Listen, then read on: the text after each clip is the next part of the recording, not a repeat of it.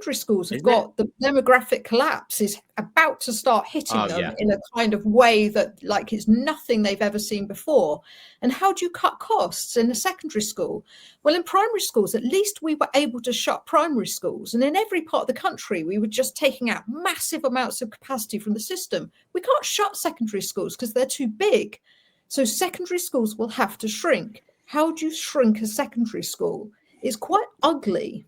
And the quickest number one thing you have to do first is you have to get your teacher ratios of teaching hours up. So you have to pull out your assistant heads. You have to get your assistant heads back into the classroom, or if they leave, not replace them.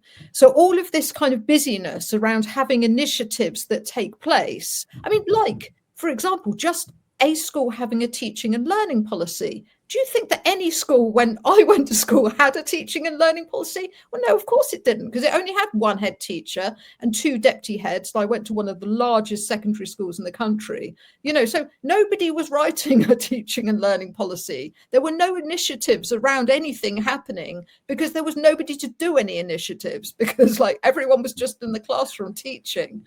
So it would be so fascinating to watch what happens as secondary schools deal with massive, massive budget deficits. The one thing that's interesting there is the counter devil's advocate to what you've just said there, Becky, because there might be some who'd look and go, well, we want to do that anyway.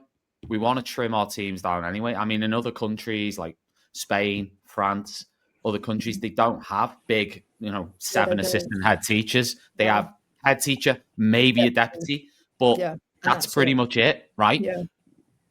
So but they also don't have local management of schools. So typically the municipality will run the schools, the municipality will employ everybody, the municipality will be determining the curriculum and everything else. So one of the things it's happened for such a long time now is that from local management of schools onwards, actually schools have a lot of responsibilities in our country, and that's why we have a bit more management. But you're right that nobody has this thing called an assistant head. It doesn't exist anywhere else in the world. It's something that we created at some point in the 1990s.